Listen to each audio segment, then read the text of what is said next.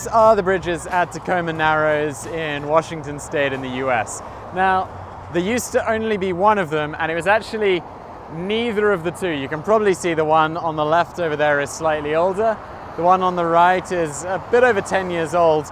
But the original bridge, it went very, very wrong. So when the original bridge was built, it wobbled a lot. It actually got a nickname, Galloping Gertie, and people would come from all around to go over the bridge. And if you look at the footage I'm showing now, I personally think those people were probably crazy.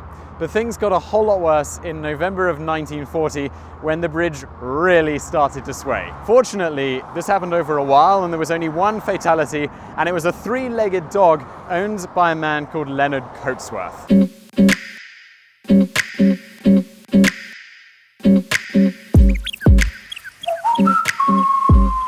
So what exactly happened to this dog that was stuck on this bridge while it was doing all these crazy motions? Well, the owner tried to rescue him, another man came out and tried to rescue him, and then an engineer who had come to observe the motion of the bridge was swinging a lot. This guy went out there, tried to get the dog, but the dog was scared, snapped at him, and the guy eventually abandoned it, got off the bridge, and just moments later, the bridge fully collapsed and fell 200 feet into the sound below. And when I was planning this didn't look so high.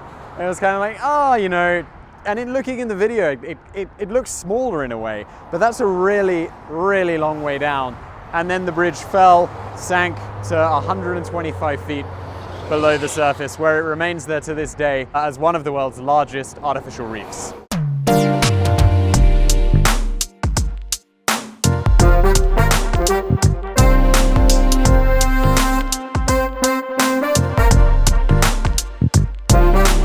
So you might be wondering, well, what exactly happened to this bridge? Was it just a case of bad engineering?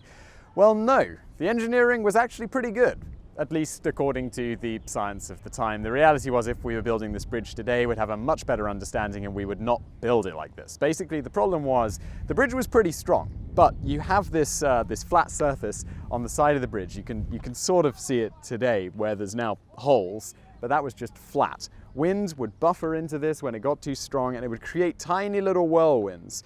And the problem is, this would cause small motion in the bridge, and each time it moved, the whirlwind would get slightly bigger, and the motion would get stronger. This is something called aeroelastic flutter, and now it's a fully understood engineering thing, and they built both of these bridges to not have that problem. You know what's particularly cool about this story? The engineer who arrived on the bridge, tried to save the dog, and escaped in just the last moment. He was the guy who actually built the new one, was an engineer behind it, and he built wind tunnels and scale models of the bridge to make sure that this problem wouldn't happen again. So after the bridge collapsed, it was about 10 years later they built another one. It's a lot of sound to cross, so they did need another one, but it didn't get built for 10 years because of shortages, because of World War II. Metal was going into building things like tanks, so less bridges being built. But they eventually built it, and then many years later, about 60 years later, it wasn't enough, the traffic was too much, so they built another one, which you also saw earlier. That was the second bridge, and now one handles eastbound traffic, one handles westbound traffic. And that's the story of the Tacoma Narrows Bridge and the bridge collapse and its only victim, that poor three-legged dog. Well, I really hope you liked that video. If you did, please do hit that like button. Don't forget to subscribe. Also, thanks to all our Patreons for making this kind of cool video possible, where we get to go places and do things. It's kind of fun. If you want to help make this possible, check out our Patreon at patreon.com/TheTheAirFoundsOut. And as always, thank you for watching. These are the bridges at Tacoma Narrows. If any wind got up at all, 40 miles an hour caused it to collapse, right? I think I hit all the points, right? Next scene. This incident actually vastly improved that. Basically what happened is something called it's not electrostatic. Aerostatic, that would make sense. Aeroelastic. So after the bridge collapsed, they did need to build another one. It's quite a, on that side.